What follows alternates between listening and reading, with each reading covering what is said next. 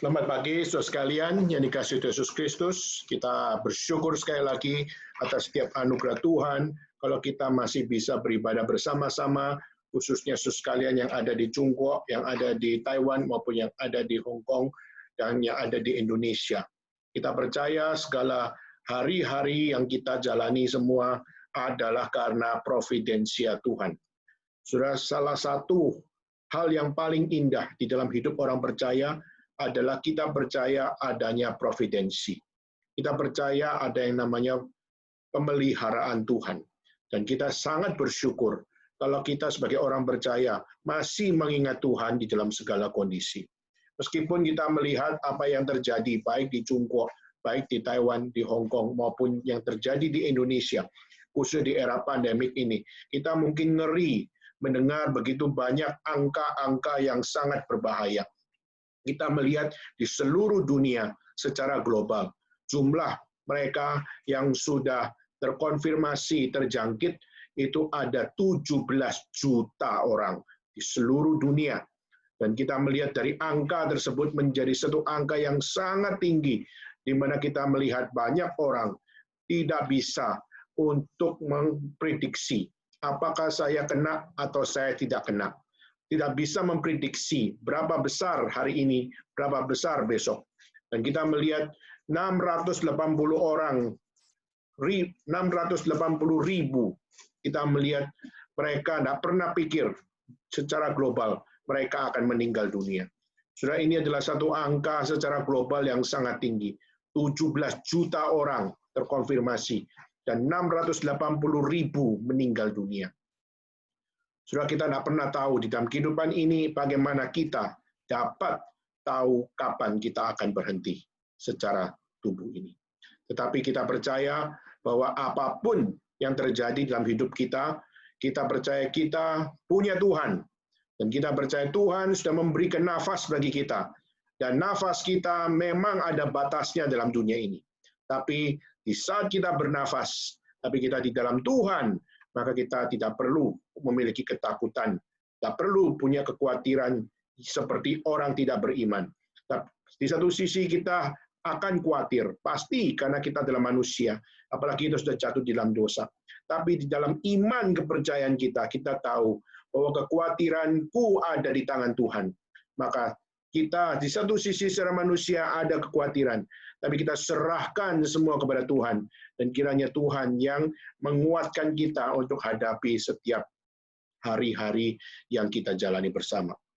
Di Indonesia kita juga mungkin akan takut sekali karena melihat angka. Hari ini, 5 jam yang lalu, angka adalah 271.339.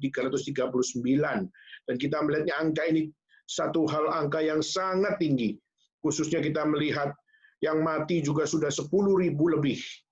Bahkan kita melihat di Indonesia dalam 1-2 hari ini, yang naik adalah 4.400, 4.600. Hanya dalam 1 hari kenaikannya luar biasa. Kita melihat PSBB total, kita melihat PSBB mikro diberlakukan oleh pemerintah. Tapi kita juga melihat di satu sisi Jakarta, PSBB total, di mana memang kota begitu sepi. Memang apa yang namanya kantor-kantor mulai tutup. Dan juga kita melihat juga bagaimana tempat makan hanya melayani secara terbatas. Tapi saudara, di malam minggu memang Jakarta lebih sepi daripada biasanya. Tetapi kita melihat kota-kota penyangga Jakarta justru lebih ramai. Kita melihat bagaimana Tangerang Selatan, kita melihat Bekasi, kita melihat Bogor, itu menjadi tempat-tempat yang lebih ramai daripada biasanya. Karena orang Jakarta pergi dan juga berlibur, bahkan juga untuk bermalam minggu. Dan kita melihat ini menunjukkan betapa setiap usaha pemerintah seringkali nggak bisa dimengerti sama orang sendiri. Sehingga akhirnya kita melihat angka menjadi tinggi, bukan karena pemerintah, tapi justru angka tinggi adalah karena keras kepalanya akan warga negara. Maka itulah kenapa kita harus jadi orang Kristen, kita harus punya akan satu sisi, kita punya akan satu standar, bagaimana memilah mana benar, mana salah. Mana yang harus ditaati dengan benar, mana yang harus untuk tidak secara absolut. Tetapi pertanyaannya adalah di saat kita melihat pandemik seperti ini, siapa yang harus jadi contoh? Maka saudara, orang Kristen harus jadi contoh. Orang Kristen harus jadi akan saksi Tuhan. Dan bagaimana orang Kristen harus menjadi akan teladan.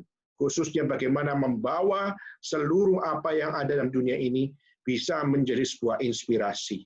Maka saudara, kita perlu berdoa untuk dunia. Kita perlu berdoa untuk Tiongkok. Kita perlu berdoa untuk Taiwan, Hong Kong. Kita juga berdoa untuk Indonesia. Dan kiranya Tuhan di era pandemik ini, Tuhan masih menaruh saksi-saksi kebesarannya. Di lingkungan saudara dan saya, kita biarlah dapat menjadi saksi kebesaran Tuhan dimanapun kita berada. Di satu sisi kita tidak khawatir dengan apapun, karena kita tahu kekhawatiran tangan Tuhan. Tapi satu sisi yang lain kita perlu bijaksana di dalam melihat segala kondisi. Dan kiranya Tuhan berbelas kasihan kepada setiap kita. Baik, saudara sekalian, hari ini kita akan bersama-sama mempersiapkan hati kita untuk kita masuk di dalam firman Tuhan, dan kita bersyukur melalui beberapa minggu ini kita sudah membahas khususnya dalam eksposisi Galatia, salah satu surat yang ditulis oleh Rasul Paulus untuk menggugah setiap orang percaya untuk melihat pentingnya iman di dalam kehidupan kita, pentingnya kepercayaan kepada Tuhan, dan juga pentingnya akan bersaksi di dalam kebenaran dimanapun kita berada. Dan kiranya setiap eksposisi yang kita jalani bukan sekedar memberikan cognitive knowledge, bukan hanya memberikan sebuah experiential knowledge, maupun juga memberikan ethical knowledge, tapi biarlah setiap kita pada saat mendengar firman, kita melihat Tuhan sungguh-sungguh ada, dan Tuhan berfirman kepada kita, dan Tuhan yang menuntun memelihara kita untuk kita do something for the glory of God, untuk kita melakukan, memperjuangkan, dan menyaksikan kebesaran Tuhan di dalam kehidupan kita masing-masing, di dalam konteks kita hidup. Dan mari kita sama-sama mempersiapkan hati kita untuk kita masuk dalam khotbah pada hari ini. Dan saya sebelum kita sama-sama akan mulai, kita membaca satu bagian dalam kitab suci, yaitu kita membaca di dalam Galatia pasal yang keempat. Di dalam Galatia pasal yang keempat, kita akan membaca dari ayat 11 sampai kepada ayat yang ke-20. Ayat yang ke-11 sampai ayat yang ke-20. Galatia pasal 4 ayat 11 sampai ayat yang ke-20, dan bersama-sama kita membacakan dimanapun saudara berada. Mari kita bersama-sama membacanya, dan dengan suara yang keras, dengan iman kita membaca, dan dengan hati yang berdoa, memohon Roh Kudus berbicara kepada kita melalui pembahasan firman Tuhan pada hari ini. Dan kiranya setiap pembacaanmu sungguh-sungguh dituntun di dalam Tuhan. Mari kita sama-sama membaca Galatia pasal 4 ayat 11 sampai ayat yang ke-20. Mari kita mulai pembacaannya. Aku khawatir kalau susah payahku untuk kamu telah sia-sia. Aku minta kepadamu, saudara-saudara, jadilah sama seperti aku, sebab aku pun telah menjadi sama seperti kamu. Belum pernah aku alami sesuatu yang tidak baik daripadamu. Kamu tahu bahwa aku pertama kali telah memberitakan Injil kepadamu, oleh karena aku sakit pada tubuhku. Sungguh pun demikian keadaan tubuhku itu, yang merupakan pencobaan bagi kamu, namun kamu tidak menganggapnya sebagai sesuatu yang hina dan yang menjijikkan. Tapi kamu telah menyambut aku sama seperti menyambut seorang malaikat Allah, malahan sama seperti menyambut Kristus Yesus sendiri. Betapa bahagianya kamu pada waktu itu. Dan sekarang di manakah bahagia itu? Karena aku dapat bersaksi tentang kamu, bahwa jika mungkin kamu telah mencungkil matamu dan memberikannya kepadaku. Apakah dengan mengatakan kebenaran kepadamu, aku telah menjadi musuhmu? Mereka dengan giat berusaha untuk menarik kamu, tapi tidak dengan tulus hati, karena mereka mau mengucilkan kamu, supaya kamu dengan giat mengikuti mereka. Memang baik kalau orang yang dengan giat berusaha menarik orang lain dalam perkara-perkara yang baik, asal pada setiap waktu dan bukan hanya bila aku ada di antaramu. Hai anak-anakku, karena kamu aku menderita sakit bersalin lagi, sampai rupa Kristus menjadi nyata di dalam kamu. Betapa rinduku untuk berada di antara kamu pada saat ini dan dapat berbicara dengan suara yang lain, karena aku telah habis akal menghadapi kamu. Sekian pembacaan firman Tuhan, mari kita sama-sama tunduk kepala, kita bersama-sama berdoa. Bapa dalam surga, kami menyerahkan khotbah pada hari ini dalam tangan Tuhan. Tolonglah kami supaya kami sungguh-sungguh dapat menyelaah setiap kebenaran dengan sungguh-sungguh. Ajar kami ya Tuhan, agar kami tahu apa isi hati Tuhan, dan bagaimana kami bisa belajar dari surat Paulus untuk jemaat Galatia, bagaimana kami juga bisa belajar bagaimana Tuhan memakai hamba-Nya, Tuhan bekerja di dalam setiap pelayanannya, dan juga bagaimana jemaat dapat belajar bertumbuh di dalam apa yang diajarkannya. Tuhan, tolonglah kami semua, supaya kami semua dengan hati yang taat, hati yang sungguh-sungguh. Kami mau dibentuk oleh Tuhan. Jangan biarkan kami hanyalah menjadi pendengar firman, tapi kami mau digelisahkan oleh Tuhan, supaya setiap firman sungguh-sungguh dapat membuat kami sadar bahwa kami jauh daripada sempurna, dan kami mau hidup sempurna, dan hanya pertolongan Tuhan sajalah yang dapat menyempurnakan kami. Tolonglah kami ya Tuhan di era pandemik ini, biarlah firman Tuhan dapat membuat kami hidup lebih bertumbuh, hidup lebih berbuah, hidup lebih memuliakan Tuhan. Dan biarlah kebaktian pada hari ini pun, khususnya pemberian firman Tuhan, Tuhan layakkan hamba-Mu untuk dapat menyampaikan kebenaran-Mu. Tolonglah kami semua yang mendengar firman, dan ajar kami semua agar taat kepada kebenaran-Mu dan hidup di dalam kebenaran-Mu. Terima kasih ya Tuhan, kami serahkan pemberian firman Tuhan hari ini. Di dalam nama Tuhan Yesus Kristus, kami bersama-sama berdoa, kami bersyukur kepada Tuhan. Amin. Saudara sekalian, kita sudah membahas pasal 4, dan kita juga melihat bagaimana tidak sampai pada ayat 10 terakhir dalam pembahasan kita. Kita melihat bagaimana Rasul Paulus dengan gigih memperjuangkan akan doktrin yang benar, yaitu adalah dibenarkan oleh iman, diselamatkan oleh iman. Itulah yang menjadi the true doctrine, the genuine faith, the genuine of the Christian faith, yang menjadi penekanan yang diperjuangkan oleh Paulus. Di situ kita bisa melihat bagaimana Paulus sangat concern, bagaimana doktrin tidak boleh disalahgunakan. Doktrin tidak boleh untuk diubah, dan doktrin tidak boleh untuk di-remake, untuk menjadi sesuatu yang disesuaikan dengan dunia ini.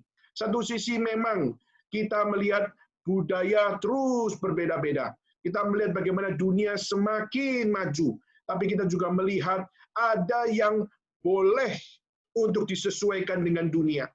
Ada yang boleh untuk di-remake di dalam bagaimana mentransformasi ataupun juga untuk menginterpretasi akan budaya. Tetapi saudara, kita melihat iman bukan budaya. Iman adalah anugerah Tuhan yang bersumber dari Tuhan sendiri. Maka iman tidak boleh untuk diterjemahkan di dalam satu penerjemahan yang duniawi. Kita melihat iman itu adalah pemberian Allah. Di saat iman diberikan oleh Allah kepada manusia, manusia harus harus menangkap itu. Dan waktu menangkap itu, kita tidak boleh mengubah apa yang ada pada iman itu. Kita tidak boleh mengubah akan akar dari iman itu. Dan kita tidak boleh mengubah akan apa yang namanya konten dari iman itu. Tidak peduli dunia berubah begitu besarnya. Iman tidak boleh dikompromikan. Saudara, pada saat kita melihat the content of faith itu menjadi sesuatu yang relevan di segala zaman. Maka itulah kenapa kita sebagai orang percaya, kita berakarkan kepada iman, kita hidup di dalam zaman yang berbeda-beda. Dan saudara, kalau gitu bagaimana kita harus menafsirkannya? Bagaimana kita harus untuk memahaminya? Bagaimana kita harus menghidupinya? Maka akar iman itu adalah sesuatu yang berasal dari Tuhan, maka ini yang tidak boleh dikompromikan. Tetapi pada saat kita melihat bagaimana saya bisa memahami di dalam konteks budaya saya, maka saudara, di dalam budaya modern, di dalam budaya postmodern, di dalam budaya pertengahan, di dalam budaya justru di abad-abad masa lampau. Bagaimana kita perlu untuk melihat iman tetap adalah iman yang sama. Maka kita tidak boleh menggeser iman tersebut. Tetapi yang menjadi reaksi kita bisa berbeda-beda. Reaksi kita yang ada di Jerman, reaksi kita yang ada di Indonesia bisa berbeda-beda. Kalau kita melihat budaya bisa membuat kita belajar.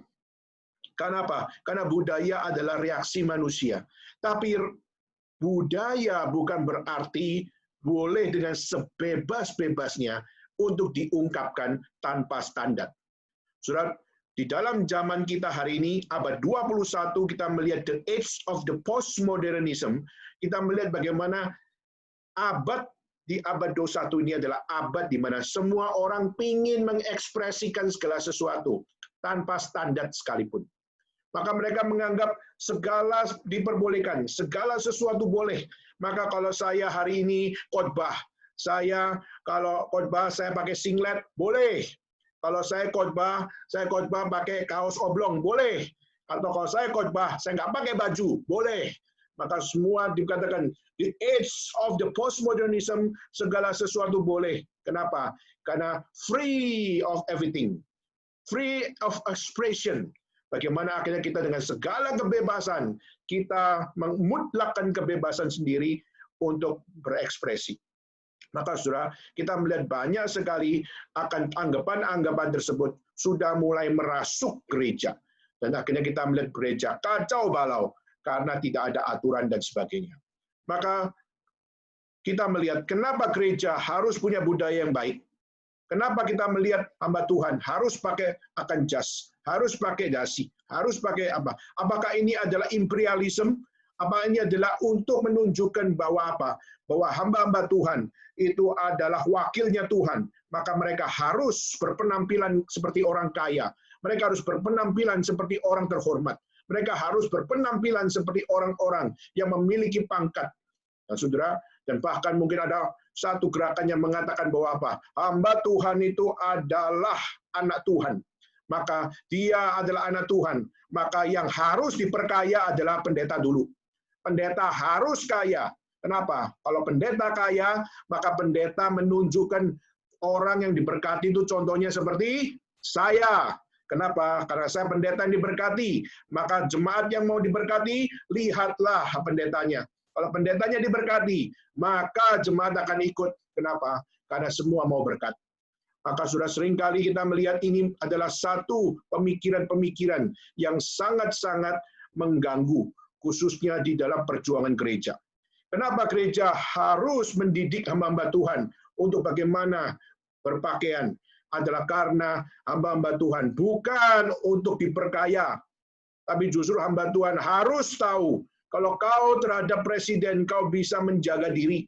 Kalau engkau terhadap presiden kau bisa berpenampilan rapi, kenapa engkau tidak berpenampilan terbaik bagi Tuhan? Saudara, kalau kita punya pakaian yang terbaik, maka berilah yang terbaik itu kepada Tuhan. Maka itulah kenapa pada saat kita melihat, kalau memang tidak punya jas bagaimana? Maka kalau tidak punya jas, kalaupun kau punya baju, kain, atau kau punya kemeja yang terbaik, kau pakai untuk Tuhan, maka itu adalah sesuatu yang baik untuk bagaimana engkau membangun budayamu. Beri yang terbaik bagi Tuhan. Tapi juga bukan berarti memamerkan, seperti kita melihat orang-orang mungkin pakai baju seperti pergi ke pesta, dan akhirnya menunjukkan akan apa yang menjadi branded yang dia banggakan. Sudah di satu sisi kita melihat pakai baju branded boleh tidak? Boleh, tapi bukan berarti untuk mempamerkan, tapi justru untuk satu hal, bagaimana kita melihat karya manusia yang menunjukkan akan satu budaya yang tinggi. Nah, saudara, sekali kembali, pada saat kita melihat di sini, pada saat pasal 4, khususnya sampai ayat 10, kita melihat perjuangan Paulus sangat-sangat getol untuk memperjuangkan doktrin yang benar. Di satu sisi yang lain memperjuangkan doktrin, butuh kekuatan yang besar, butuh keberanian, dan juga butuh akan nyali yang luar biasa. Kenapa, saudara?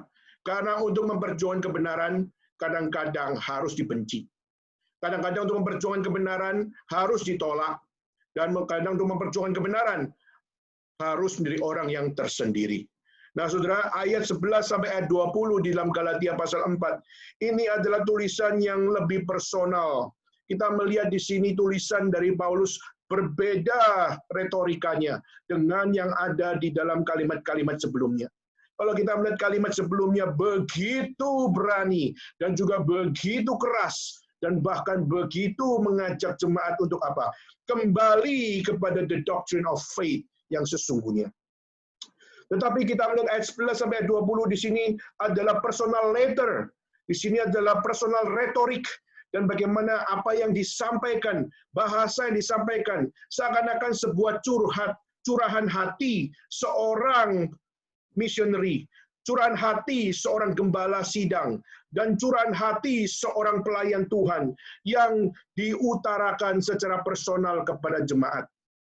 Saudara, kita melihat Paulus menguraikan akan segala sesuatunya dengan emosional dan menggambarkan bagaimana setiap apa yang dia harapkan dari jemaat Galatia adalah sesuatu yang sangat-sangat sensitif di dalam apa yang dia utarakan. Kalau saudara membaca tadi setiap kalimat-kalimatnya, seperti surat cinta, seperti surat yang menyatakan kasih sayang kepada jemaat Galatia. Dan kita perlu belajar dari ini untuk kita memahami apa yang menjadi pergumulan bagi seorang Paulus. Saudara, kalau kita melihat konteks jemaat Galatia, sebelum jemaat Galatia percaya kepada Kristus, siapakah mereka? Saudara, sebelum jemaat Galatia percaya kepada Kristus, mereka adalah penyembah Baal. Mereka adalah penyembah pagan. Mereka adalah penyembah mitos. Dan mereka adalah penyembah dari satu kepercayaan, yaitu adalah dewa Zeus, yang adalah dewa Yunani. Di mana mereka percaya kepada dewa Zeus yang adalah the god of the gods, adalah dewa dari segala dewa, yang messengernya atau yang menjadi wakilnya itu adalah bernama Hermes. Jadi saudara, hari ini kita kalau dengar Hermes langsung ingatnya tas. Kalau kita lihat Hermes langsung ingatnya ikat pinggang. Padahal kita melihat Hermes itu adalah the name of the gods, Greek gods. Dan kita melihat Hermes, dia adalah the messenger of the Zeus. Dan dia membawa akan satu kepercayaan kepada orang-orang manusia untuk bagaimana Zeus adalah the god of the gods. Dan di situ digambarkan bagaimana Hermes juga memberitakan Zeus adalah dewa yang perlu disembah. Maka kita lihat banyak orang punya kepercayaan sendiri-sendiri. Mereka suka dewa siapa, mereka cari. Mereka ditolong dewa siapa, dan mereka menyembah kepada dewa tersebut. Tetapi Hermes justru dia membawa manusia untuk apa? Ingatlah Zeus. Pergilah ke kuil Zeus. Berdoalah kepada Zeus. Dan mintalah akan apa yang menjadi seruanmu untuk apa? Digenapi oleh Zeus. Saudara, kita melihat orang-orang Galatia dulu adalah pengunjung dari kuil Zeus. Dan kita melihat kepercayaan-kepercayaan tentang dewa-dewa Greek menjadi sesuatu yang sangat booming. Tetapi saudara, justru waktu kita melihat di kota yang seperti itu, Paulus datang. Dan waktu Paulus datang ke Galatia, saudara bisa melihat catatan itu di dalam Kisah Para Rasul.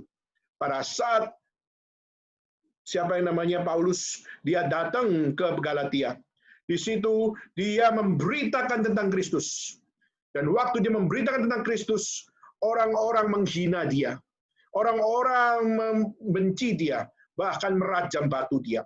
Tapi saudara, pada saat itu dia mengatakan, Kristus, dialah Tuhan, bukan Zeus, tapi adalah Yesus Kristus. Dia adalah anak Allah yang turun menjadi manusia dan memberikan iman kepada kita, sehingga kita dapat memperoleh hidup yang kekal hanya karena Yesus Kristus. Dan waktu kita melihat Paulus, waktu dia datang di satu kota, ditolak, dirajam batu, diusir, dan bagaimana dia harus berdebat.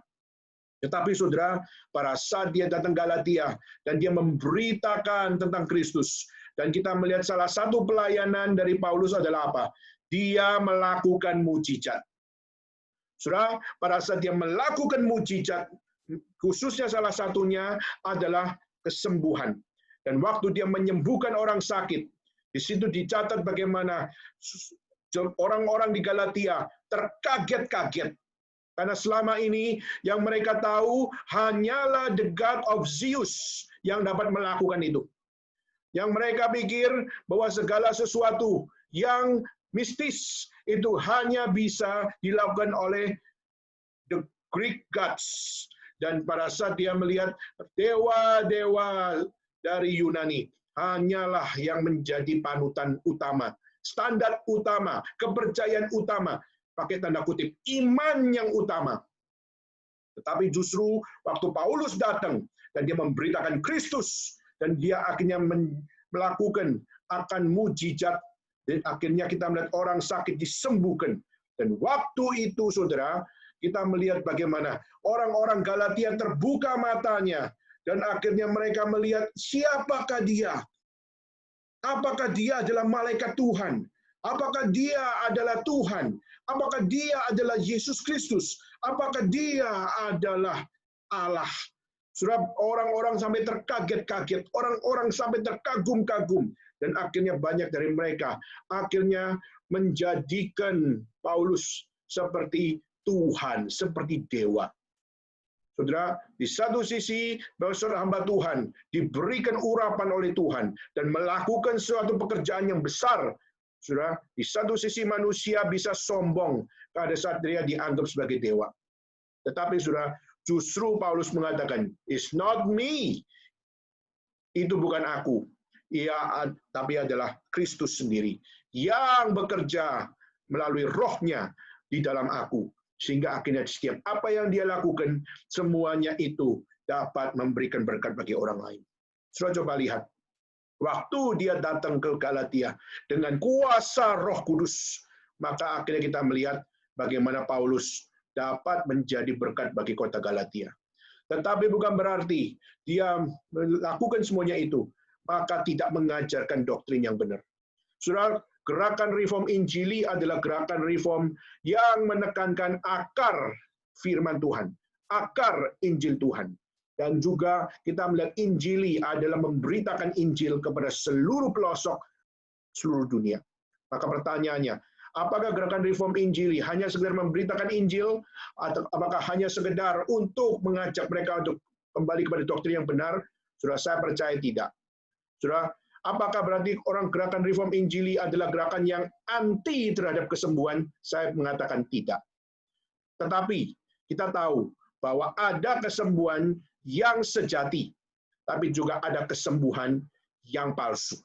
Kita melihat ada kesembuhan yang pamer, tapi juga ada kesembuhan yang digerakkan oleh Tuhan di dalam setiap pelayanannya. Saudara, di dalam setiap konsep pelayanan, kita harus punya satu dasar, yaitu apa? Melayani pada saat Tuhan mengurapi hambanya, kisah Tuhan memakai di dalam pekerjaan Roh-Nya yang kudus. Waktu segala sesuatu terjadi, tidak mungkin menjadi sesuatu yang dijadikan profesi. Tidak mungkin dijadikan adalah sesuatu sebagai keahlian. Dan tidak mungkin dijadikan sebagai sesuatu yang membawa dirinya dikenal sebagai ahli di dalam apa yang Tuhan berikan. Saudara, manusia tidak akan dipakai Tuhan untuk dijadikan ahli di dalam segala sesuatunya. Kenapa? Karena satu-satunya yang ahli adalah Tuhan Allah. Satu-satunya yang ahli adalah Kristus. Dan satu-satunya yang ahli adalah Roh Kudus. Maka itulah kenapa kita sebagai orang-orang di dalam gerakan reform Injili, kita bukan anti terhadap kesembuhan, tapi kita anti terhadap kesembuhan ilahi yang dipermainkan oleh manusia. Dan pada saat kita melihat dalam kitab suci, Paulus, apakah dia pernah menyembuhkan? Yes, dia pernah menyembuhkan.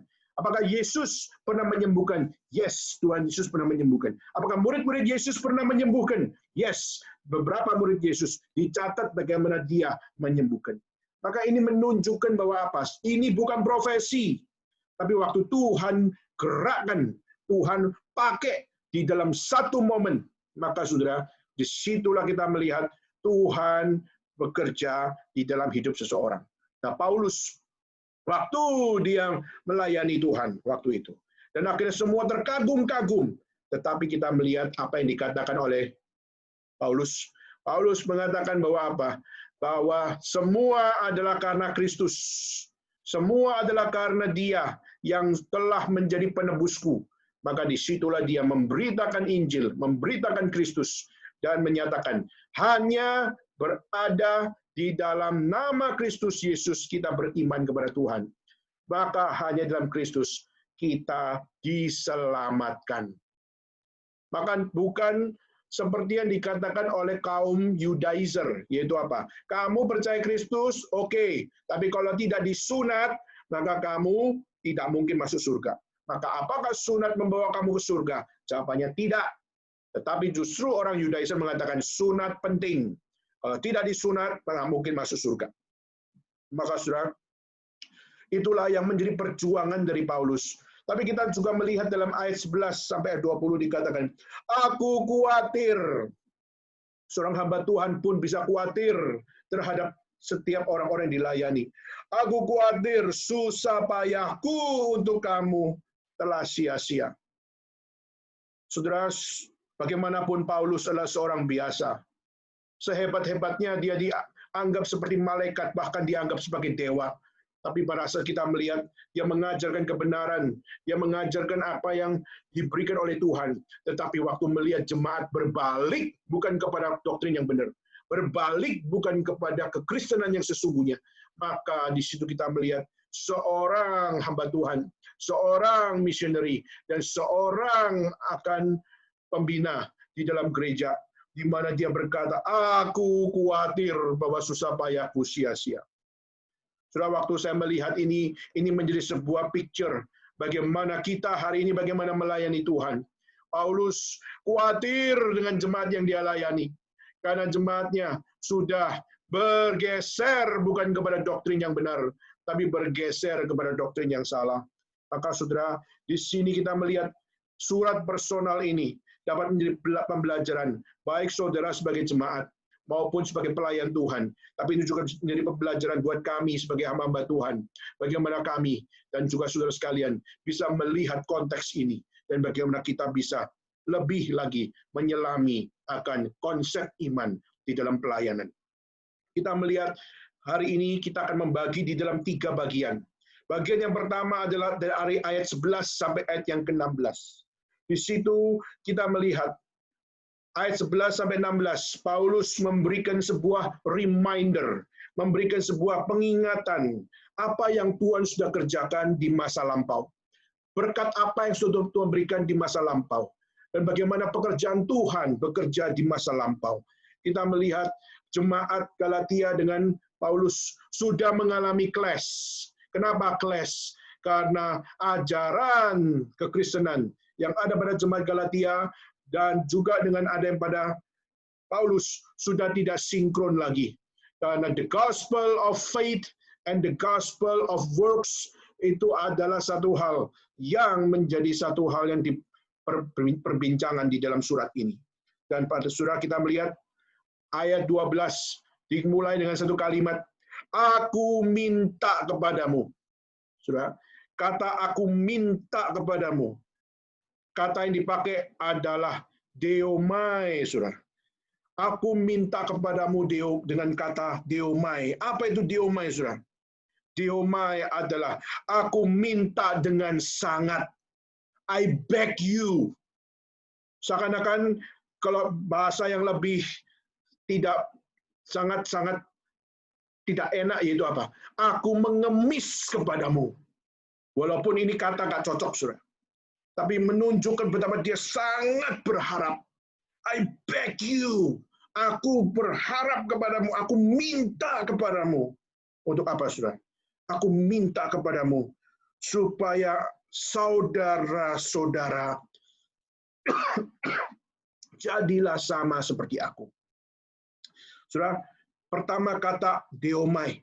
Aku minta dengan sangat.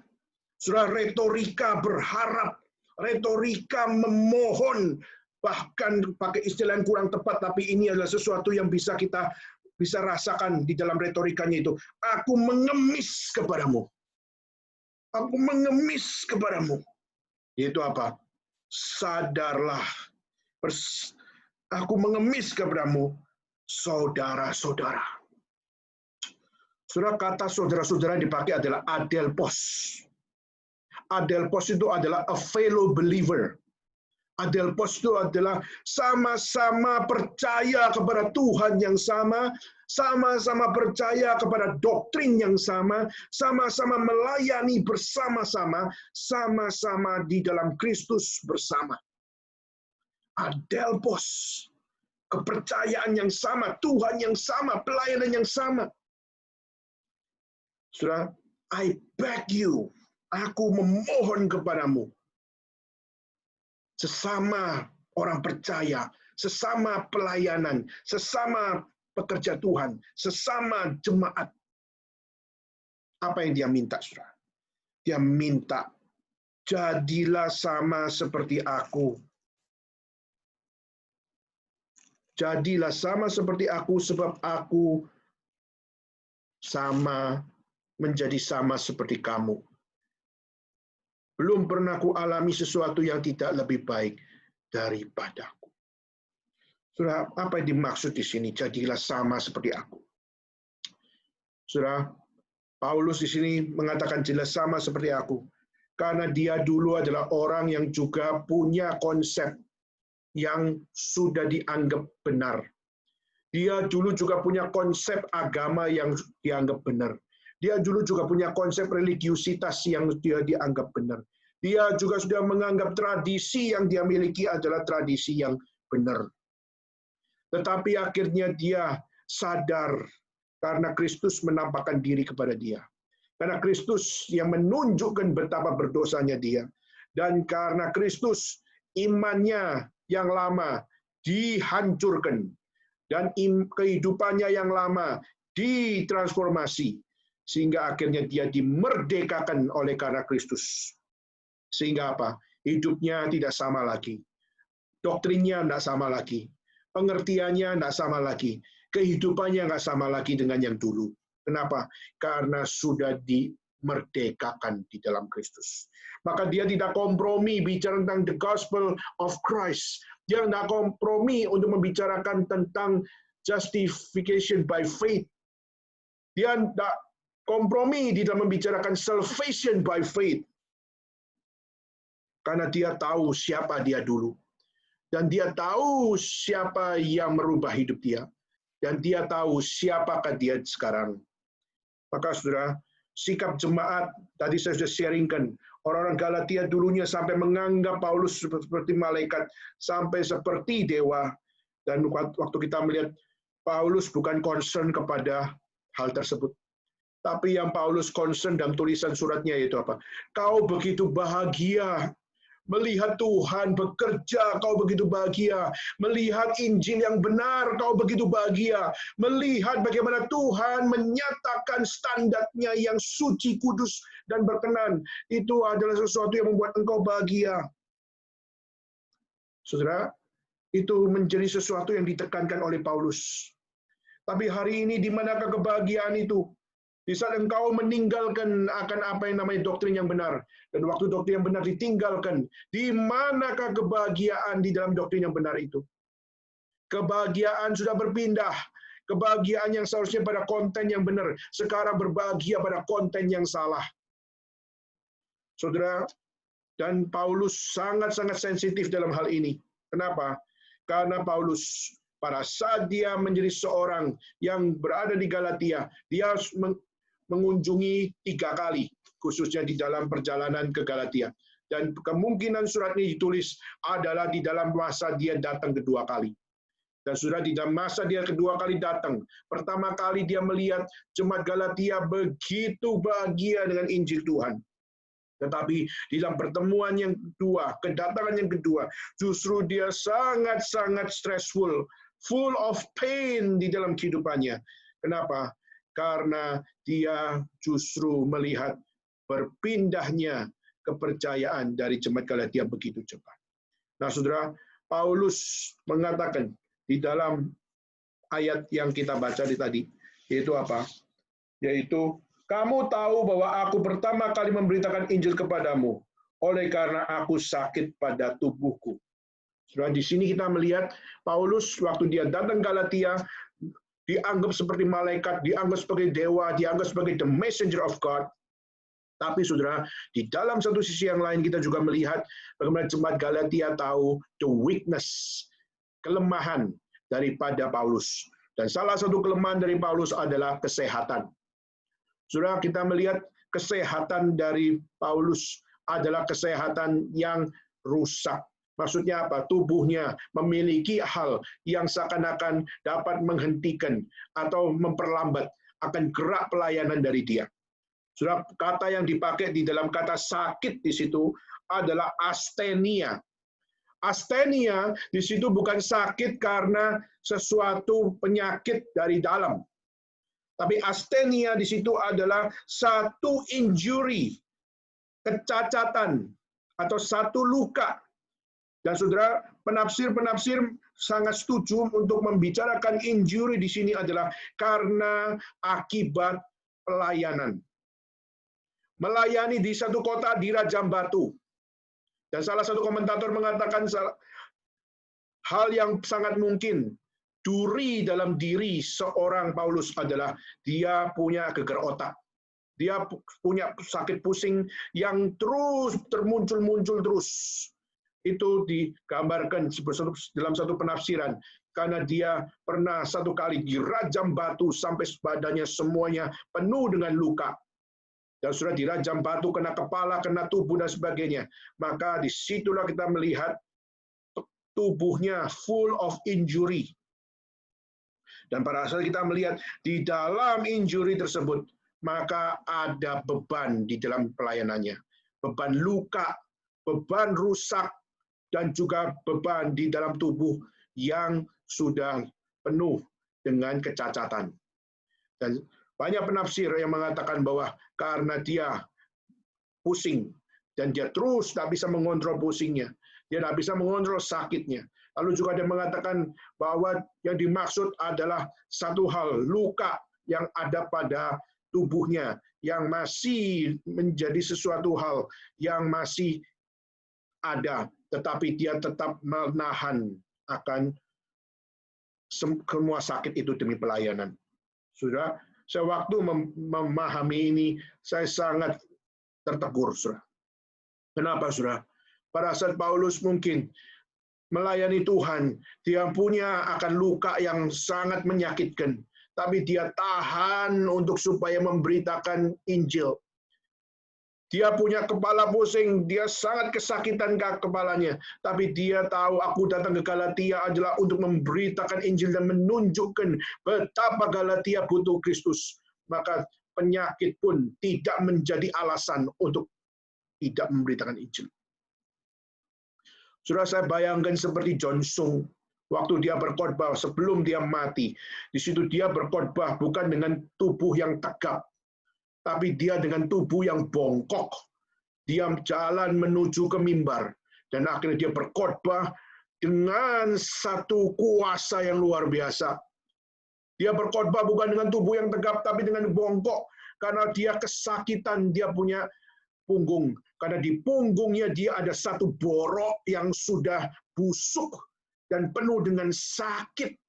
Untuk bisa berjalan dengan posisi seperti itu adalah satu posisi yang sangat-sangat tidak nyaman. Tapi dia justru di dalam khotbah terakhirnya, dia waktu berkhotbah itu dia kesakitan luar biasa. Tapi dia mengkhotbahkan tentang Kristus. Dan dalam khotbah tersebut banyak orang bertobat. Dan akhirnya pada saat dia setelah berkhotbah, akhirnya dia terbaring, dibawa ke kamar, dan sudah terbaring, dan akhirnya semakin buruk, dan semakin buruk, dan akhirnya meninggal dunia. Saudara kadang melihat karya-karya pelayanan Tuhan di dalam diri orang-orang percaya, sangat-sangat menggugah hati. Paulus dipakai Tuhan dengan begitu luar biasa. Tapi kita melihat jemaat menyakiti dia juga dengan luar biasa. Saudara, pada saat Paulus sudah menjadi berkat bagi jemaat tersebut, tetapi saudara, pada saat jemaat sudah melarikan diri, bukan kepada doktrin yang benar, bukan dengan apa yang diberkati oleh Tuhan, maka kita melihat Paulus tidak mengasihani diri. Kita melihat Paulus karena penuh kasih, maka dia menegur. Karena penuh kasih, dia berteriak. Karena penuh kasih, dia menahan sakitnya. Dan karena penuh kasih, dia membicarakan akan satu hal, yaitu apa? Membicarakan tentang pertobatan sejati. Harus ada pada yang salah. Saudara, mengasihi harus menegur. Kadang-kadang mengasihi harus memukul. Tetapi saudara, melalui surat ini, apa yang saudara lihat? Justru melalui surat ini, Paulus justru merangkul. Coba saudara lihat. Dari memukul, dari mengajak mereka untuk sadar, memukul dengan kasih. Tapi dari memukul dengan kasih disebut, dia mau juga memeluk mereka dan mengajak mereka melihat Tuhan sudah bekerja apa di dalam hidup kita semua. Kenapa engkau berpaling? Coba lihat apa yang Tuhan kerjakan di masa lampau. Ada satu reminder of the past blessings. Adanya satu pengingatan kepada apa yang Tuhan sudah kerjakan di masa lampau. Hidupmu, hidup saya. Saya yang sakit karena luka-luka ini. Saya yang memiliki duri di dalam daging saya. Tapi aku dicintai oleh kalian. Aku disayang oleh kalian karena Kristus. Aku disayang oleh kalian karena Injil Kristus. Aku disayang oleh kalian oleh karena Roh Kudus. Saudara, atas dasar kasih, Paulus mengatakan, jadilah sama seperti aku. Aku dulu belum dimerdekakan. Aku masih by tradition, by law of Moses. Itu semua menjadi satu hal yang mengikat aku. Tetapi di dalam iman Kristus, aku dimerdekakan. Dan jadilah sama seperti aku. Bukan di sini Paulus minder, kompromi, tidak. Tapi dia mengajak hidupnya biarlah jadi inspirasi bagi jemaatnya. Saudara, kita perlu untuk lihat Galatia, kota yang penuh dengan kepercayaan dewa-dewa ini. Justru melalui Injil Tuhan, kita melihat jemaat Galatia dapat percaya pada Kristus. Tapi saya sangat sedih, saudara, karena waktu ada satu kalimat yang muncul di sini. Sesungguhnya demikian, keadaan tubuhku menjadi pencobaan bagi kamu. Kamu tidak menganggapnya sebagai sesuatu yang hina dan menjijikan, tapi kamu menyambut aku sama seperti malaikat Allah, bahkan sama seperti Kristus Yesus. Saya waktu lihat ini, apa maksudnya? Kamu nggak menganggapnya sebagai sesuatu yang hina dan menjijikan. Apa maksudnya, saudara? Saudara, di dalam tradisi zaman itu, orang yang punya sakit, tapi sakit yang betul-betul menjijikkan atau sakit yang sangat-sangat menular, itu adalah sesuatu yang sangat-sangat tidak bisa ditolerir.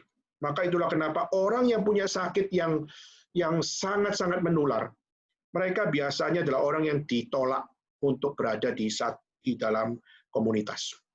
Jadi contohnya kalau kita melihat perjanjian lama atau perjanjian baru juga, yaitu apa? Misalnya orang sakit lepra.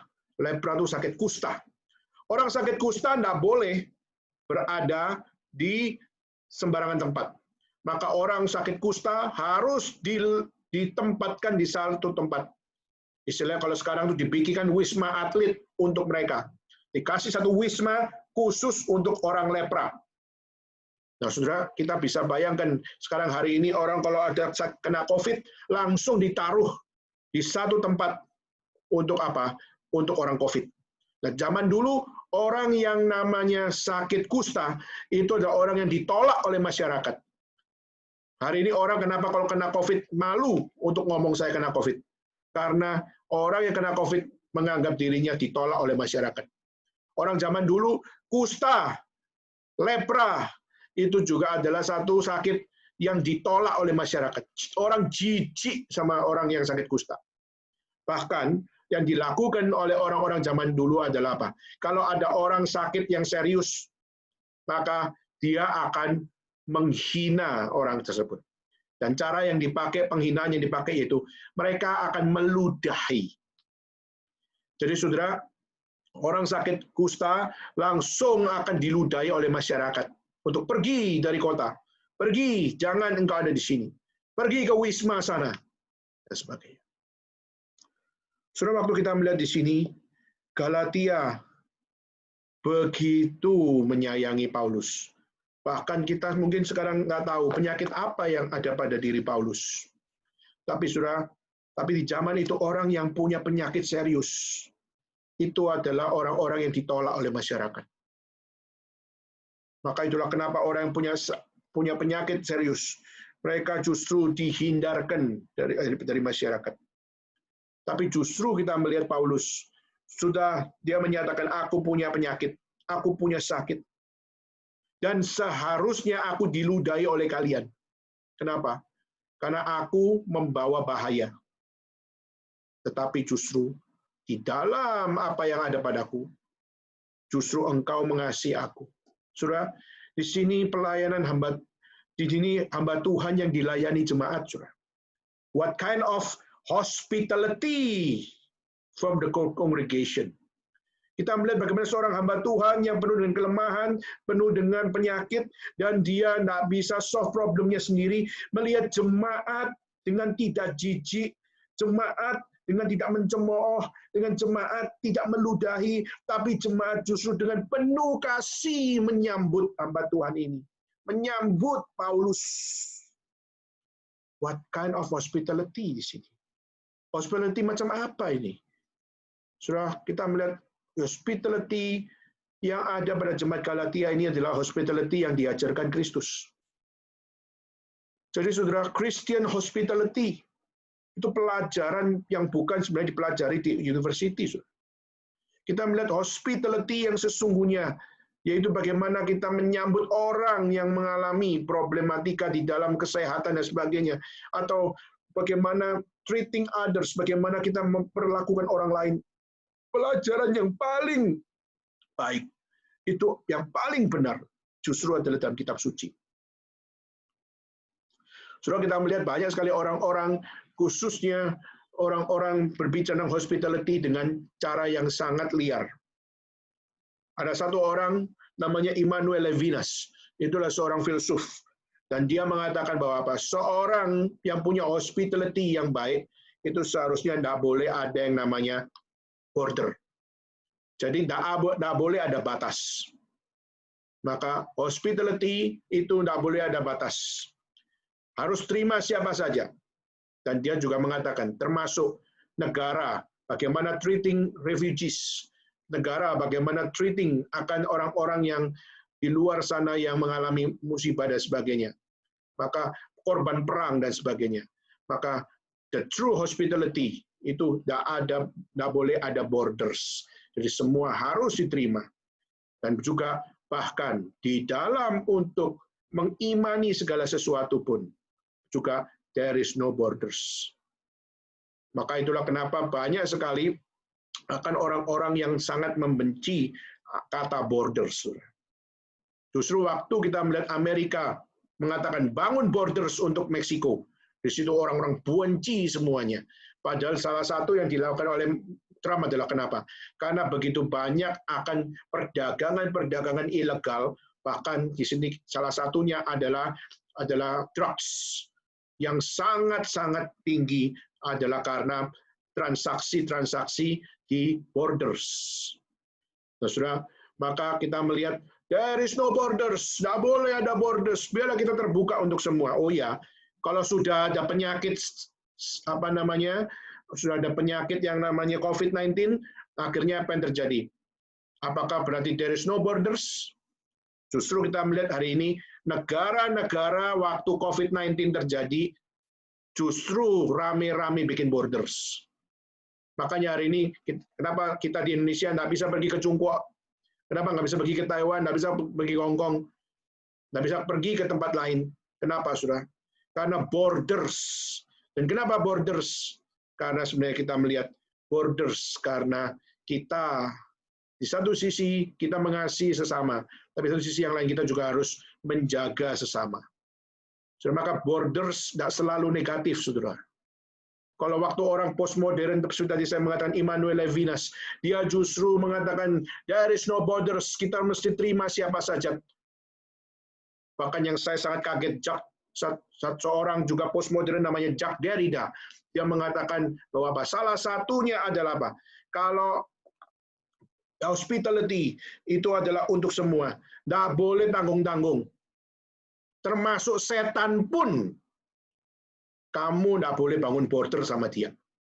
Kalau kamu mau bangun hospitality, kamu mau bangun cinta kasih, jangan tanggung-tanggung.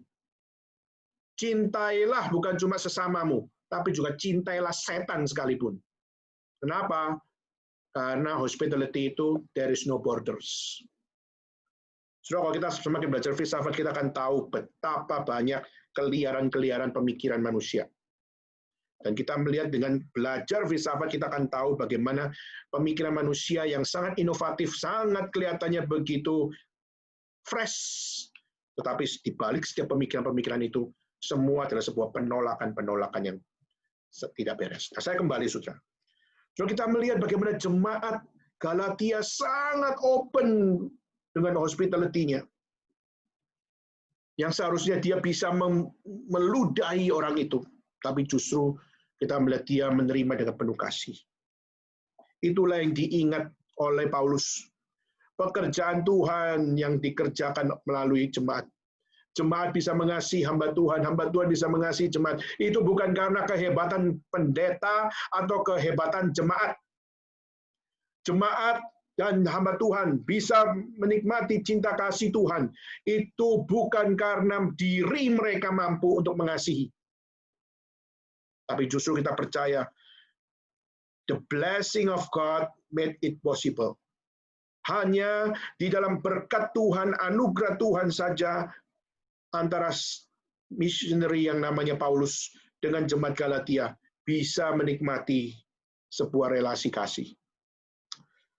Saudara, dan bahkan satu kalimat yang dikatakan di dalam ayat yang lain, dikatakan sampai apa? Karena engkau, saya bacakan ayat 17, mereka dengan giat berusaha menarik kamu, tapi dengan itu dia tulus hati, tapi mereka mengucilkan kamu, supaya kamu dengan giat mengikuti mereka. Tetapi ayat 19, hai anakku, karena kamu aku menderita sakit bersalin lagi, aku rindu bersama dengan engkau. Gambaran ini menunjukkan satu hal, yaitu apa? Jemaat Galatia sudah diberkati luar biasa, tapi justru mereka sudah berbeda dengan masa lampau. Dirindukan cinta kasih yang seperti itu. Diharapkan past blessing yang pernah ada. Saudara, saya nggak tahu waktu saudara berada di Gary, China. Pertama kali sudah masuk Gary, China, lalu bagaimana saudara sudah baru berkenalan dan sebagainya, dan saudara dengan satu semangat, dengan satu hati yang mau belajar, hati melayani. Saya nggak tahu bagaimana saudara membandingkan hari pertama saudara atau hari di dalam awal-awal saudara menjadi orang percaya atau bahkan beribadah di Gary, China. Dan kita mungkin sudah berpuluh-puluh tahun melayani, bahkan kita sudah berpuluh tahun menjadi orang Kristen. Dan coba saudara, remind your past in God blessing. Apa yang Tuhan sudah kerjakan dalam hidup saudara. Lalu saudara coba remind setiap apa yang Tuhan sudah kerjakan. Dan apakah sungguh-sungguh kebahagiaan yang ada pada diri saudara di masa lampau masih ada kebahagiaan di masa sekarang. Saudara, Paulus justru merasa dia bukan hanya sekedar dijauhi oleh jemaatnya, oleh karena doktrin. Surat ini ditulis bukan karena sekedar jemaatnya menghindari Paulus karena mereka sudah mengikuti kaum Yudaizer. Tapi saudara, satu kata yang Paulus tekankan, yaitu apa? Kata ektros. Kata ektros itu apa? Kau bukan menghindari aku saja, tapi engkau sudah membenci aku. Bahkan engkau sudah memusuhi aku karena doktrin yang benar. Saudara, maka menjadi seorang hamba Tuhan, membawa Injil Tuhan, membawa doktrin yang benar, kadang-kadang harus rela dimusuhi, harus rela dibenci oleh jemaat sendiri, oleh orang sendiri. Saudara, ini sebuah hal yang sangat-sangat private, suatu surat yang sangat personal, yang menunjukkan betapa Paulus adalah seorang yang tahu diri bahwa memberitakan doktrin yang benar itu adalah sebuah keharusan. Dan impact yang diterima pun harus rela diterima oleh Paulus meskipun di dalam kondisi tidak rela. Saudara, maka ayat 11 sampai 16 membicarakan tentang bagaimana Paulus mengingat masa lampau, mengajak untuk berpikir ke belakang. Saudara, seringkali kita dengar sekalimat yaitu apa? Kita maju, tidak usah lihat ke belakang. Tetapi saudara, justru Paulus justru mengajarkan kita untuk apa? Lihat ke belakang juga adalah sebuah hal yang bisa kita kerjakan. Tuhan bukan cuma bekerja hanya sekedar kita melihat ke depan saja. Tapi untuk kita melihat ke belakang, kita juga bisa melihat Tuhan sudah bekerja dan masih bekerja dan akan bekerja. Itu bagian yang pertama, saudara.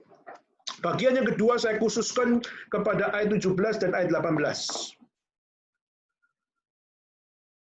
Waktu dikatakan mereka dengan giat berusaha untuk menarik kamu. Siapa mereka? Mereka adalah kaum Yudaizer, saudara. Kaum Yudaizer yang mengajarkan bahwa diselamatkan bukan karena iman, tapi juga karena pekerja. Tapi karena perbuatan juga. Nah, di sini kita melihat dia menunjukkan bahwa sesama Kristen, tapi waktu ajarannya salah, bagaimana kita harusnya berespon. Saudara, bagaimana kalau kita melihat ini sebuah warning, ayat 17-18 ini menunjukkan sebuah warning bahwa apa? Ada Christian tapi yang false.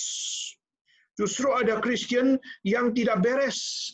Ada Christian yang tidak tepat. Ada Christian yang tidak akurat. Ada Christian yang ajarannya salah, motivasinya salah, dan memberikan akan satu kebenaran yang salah. Nah, saudara, waktu kita melihat justru yang dilakukan oleh Paulus yaitu apa? Mereka giat boleh, tapi kalau mereka giat di dalam perkara yang baik, itu adalah sesuatu yang oke. Tapi kalau mereka giat justru untuk membawa saudara keluar dari doktrin yang benar, itu yang harus dikonfrontasi. Dan saudara, kalimat yang dipakai, khususnya untuk Paulus mengutarakan ini adalah di dalam satu konteks dia berbicara tentang apa baik, apa buruk, itu di dalam konteks cinta kasih seperti seorang guru kepada murid. Di mana dia membicarakan good teaching and bad teaching sebagai seorang guru yang mengajar kepada murid. Dan dia tidak rela muridnya untuk apa? Untuk berada dalam jalan yang salah. Tetapi saudara, ada hal yang menarik justru di dalam ayat yang ke-19 dan 20, khususnya ayat 19. Kenapa? Karena dia bukan hanya sekedar membawa posisi sekedar antara guru dengan murid, tapi justru di ayat 19 dia memakai istilah, hai anak-anakku. Interpretasi pertama adalah anak-anakku di sini adalah antara guru dengan anak, adalah guru dengan murid. Interpretasi yang pertama. Tapi di sini ada interpretasi yang kedua, yaitu adalah Paulus menempatkan jemaat itu seperti anak-anak yang dilahirkan oleh dirinya. Jadi dia menganggap dirinya itu seperti seorang ibu, sebagai seorang ibu yang sudah melahirkan akan anak-anaknya. Full emotional. Dia bicara, hai anak-anakku, di situ bukan bicara anak-anak sekedar murid, tapi adalah buah dari apa yang dia layani. Itu adalah buah dari pekerjaan Tuhan melalui dirinya. Jadi dia mengandung jemaat satu persatu. Jadi children di sini lebih berat lagi kalau dipahami seperti seorang mama yang melahirkan seorang anak dan menyayangi anak tersebut, tapi waktu disayangi justru anak tersebut meninggalkan kasih sayang itu. Wow, saudara. Saya waktu melihat interpretasi tersebut, ada satu interpretasi yang sangat-sangat besar, luar biasa. Paulus melihat jemaat Galatia yang dulunya begitu mengasihi Tuhan dengan doktrin yang benar. Waktu dia berpindah kepada ajaran yang salah, dia seperti seorang ibu yang sangat-sangat peduli, sangat-sangat care, sangat-sangat untuk tidak rela.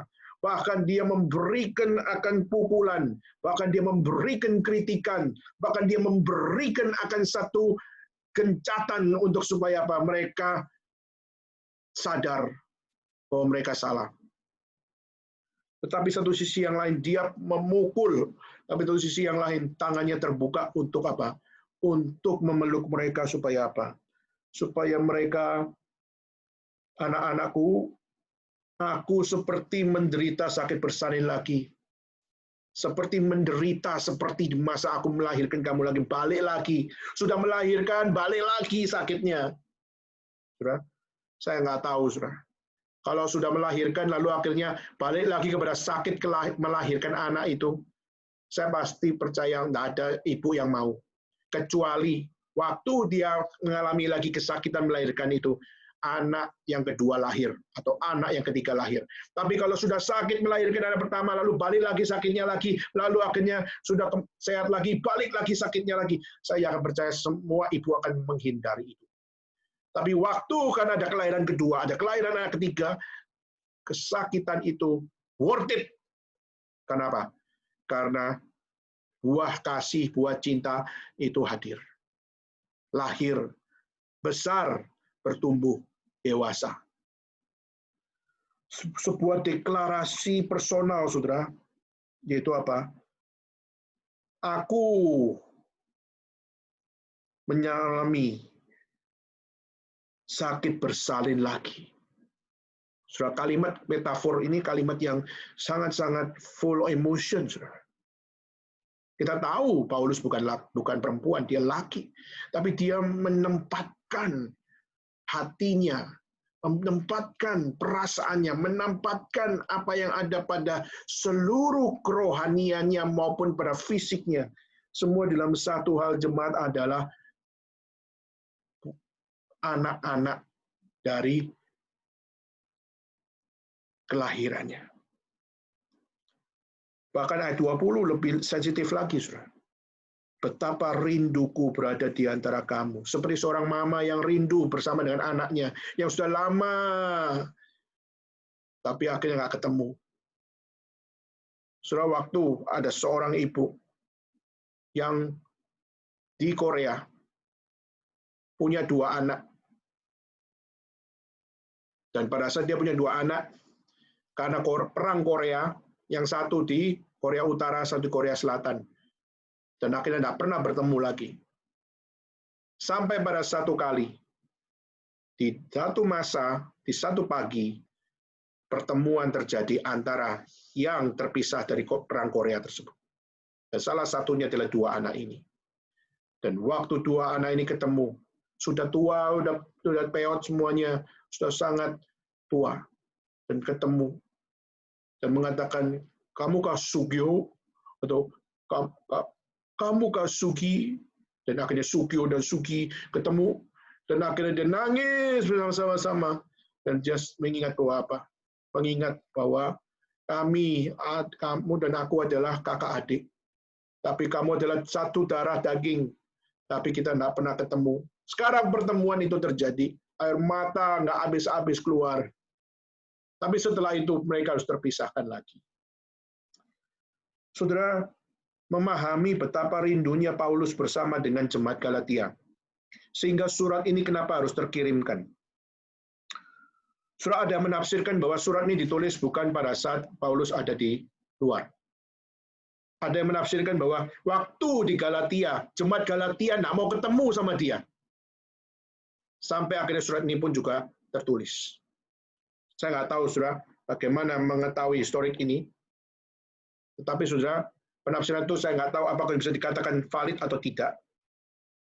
Saya sementara tidak memegang akan posisi itu. Tetapi kalau itu betul-betul terjadi, bahwa di kota Galatia sendiri orang itu nggak mau ketemu, jemaat Galatia nggak mau ketemu sama dia, itu bukankah sebuah pukulan yang berat luar biasa? Tetapi saudara, betapa rinduku berada bersama-sama dengan kamu. Berbicara dengan suara yang lain, aku habis akal menghadapi kamu, sehingga surat harus ditulis. Tapi saudara, satu hal yang mengusik saya adalah ayat 16. Saya balik lagi ke ayat 16. Kenapa dia begitu rindu? Kenapa dia harus mengalami keterpisahan itu? Ayat 16. Apakah dengan mengatakan kebenaran kepadamu, aku telah menjadi musuhmu? Apakah dengan saya mengajar doktrin yang benar, jemaat harus meninggalkan aku? Apakah dengan aku memberitakan doktrin yang benar, sesama pelayan harus meninggalkan aku? Dan karena aku menderitakan doktrin yang benar, orang yang sama di dalam Kristus pun harus memutuskan hubungan karena Kristus.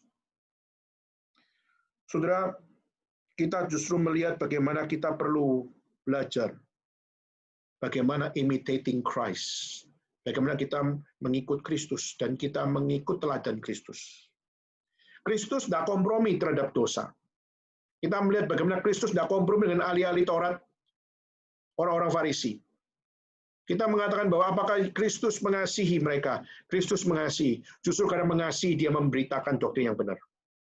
Justru karena memberitakan tentang Injil yang benar, dia harus disalibkan, dibenci oleh orang-orang ahli Taurat, orang Farisi. Jadi orang Kristen itu bukan asal mengasihi, saudara. Kita mengasihi, tapi kita juga menerima sebuah konsekuensi. Mengasihi nggak selalu dengan senyum. Mengasihi adalah harus dengan pada saat kita memberitakan kebenaran, karena kita mengasihi orang-orang untuk bisa hidup benar. Dan untuk mengasihi kadang-kadang kita harus dimusuhi. Untuk mengasihi kadang-kadang kita harus mengalami penolakan dan sebagainya. Tetapi saudara, kalimat 16 ini biarlah menjadi kekuatan saudara dan saya. Pertama, apakah dengan mengatakan kebenaran kepadamu, aku telah menjadi musuhmu? Paulus mengalami itu. Yes, dia harus dimusuhi.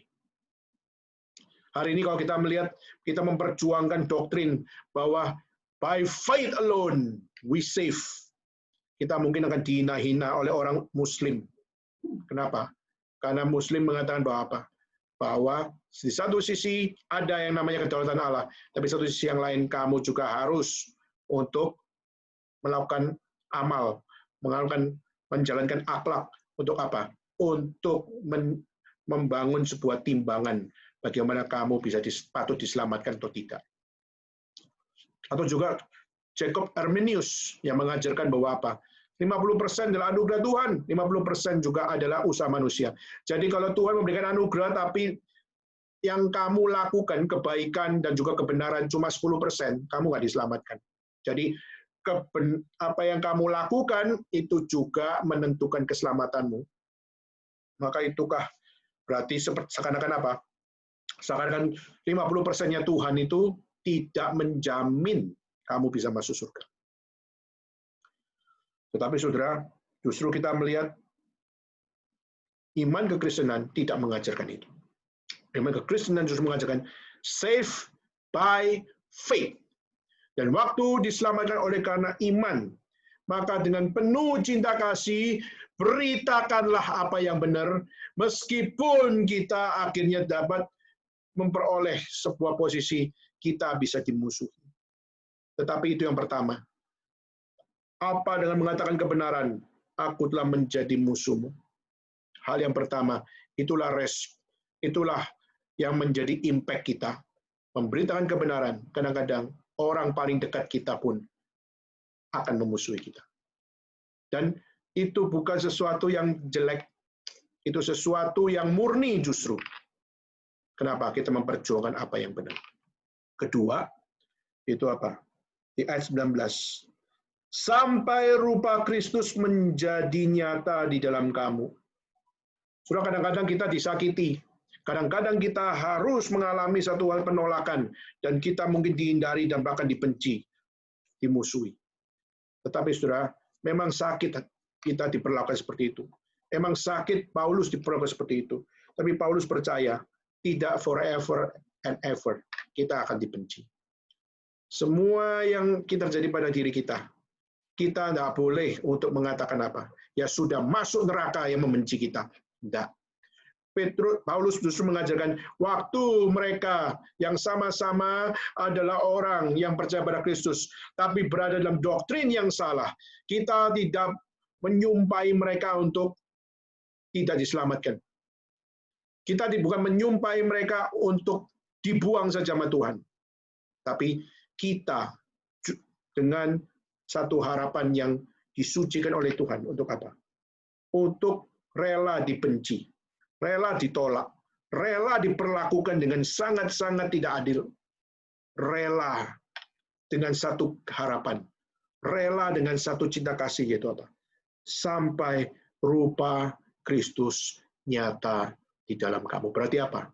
Di dalam setiap ketidakenakan ini, ketidaknyamanan ini, tetap punya doa di dalam kasih.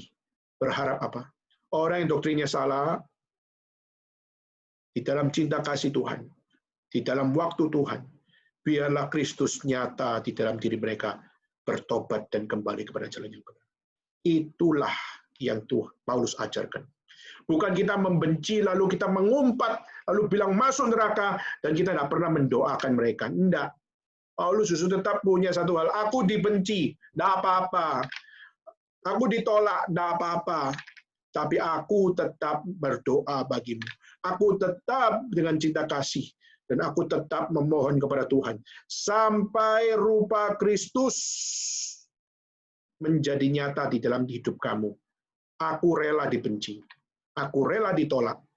Tetapi aku percaya Tuhan akan bekerja di dalam waktunya.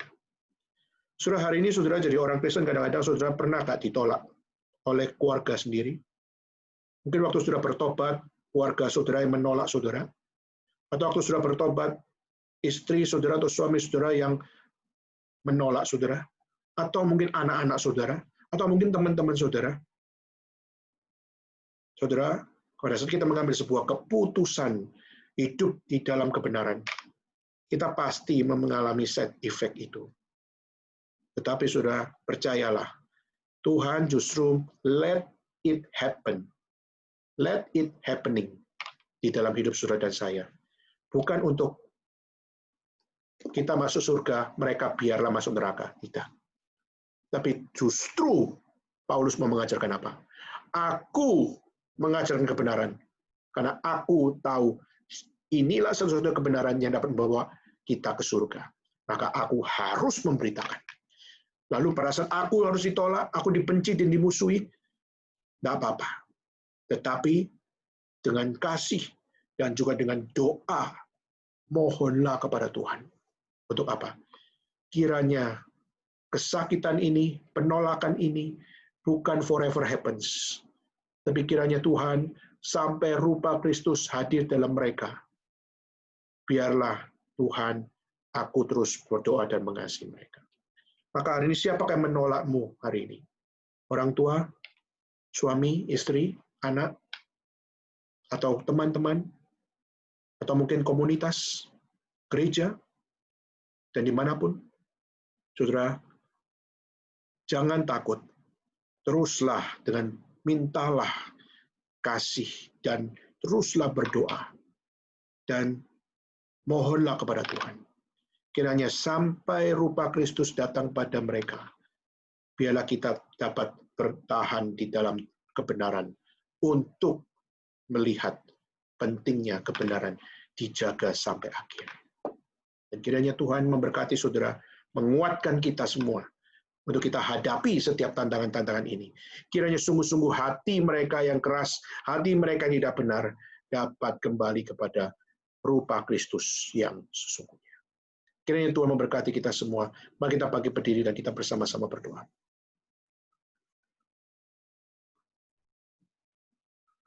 Tolonglah kami ya Tuhan yang seringkali kami jauh daripada kebenaran. Tolonglah kami ya Tuhan yang seringkali kami merasa ciut hati, melihat perjuangan memberitakan doktrin yang benar. Seringkali kami terlalu pusing dengan sakit hati yang merusak seluruh mood kami. Tuhan, kami memohon Tuhan, supaya belajar dari Paulus untuk kami bisa melihat bagaimana setiap blessing yang Tuhan sudah berikan, manusia bisa berpaling dari semua. Tapi tolonglah kami ya Tuhan, supaya kami punya deklarasi iman yang sesungguhnya. Kami punya deklarasi iman yang Tuhan ajarkan. Tolonglah kami supaya kami dapat sungguh-sungguh bisa memiliki sebuah keyakinan yang sesungguhnya. Kami bersyukur dari ayat 11 sampai 16 mengajarkan kami untuk kami mengingat blessing yang Tuhan sudah kerjakan di masa lampau. Kami bersyukur di ayat 17 dan 18 membawa kami untuk belajar melihat sebuah warning bagaimana kami sensitif melihat apa yang benar dan apa yang salah. Tapi kami juga belajar bersyukur dari ayat 19 dan 20 mengajarkan kami untuk bagaimana kami tidak kecil hati, tapi kami punya deklarasi iman yang sesungguhnya. Untuk kami tetap mengasihi, untuk kami tetap berdoa, sampai kepada rupa Kristus hadir bagi mereka. Terima kasih ya Tuhan atas firman Tuhan yang sudah kami dengar. Jangan biarkan semuanya berpaling dari kami. Tapi tolonglah kami ya Tuhan, supaya kami terus untuk memiliki satu arah yang benar, untuk melayani Engkau dimanapun kami berada, di dalam iman yang benar, Injil yang benar, dan pelayanan yang benar. Pakailah kami semua ya Tuhan, dalam nama Yesus Kristus kami berdoa. Amin. Dengan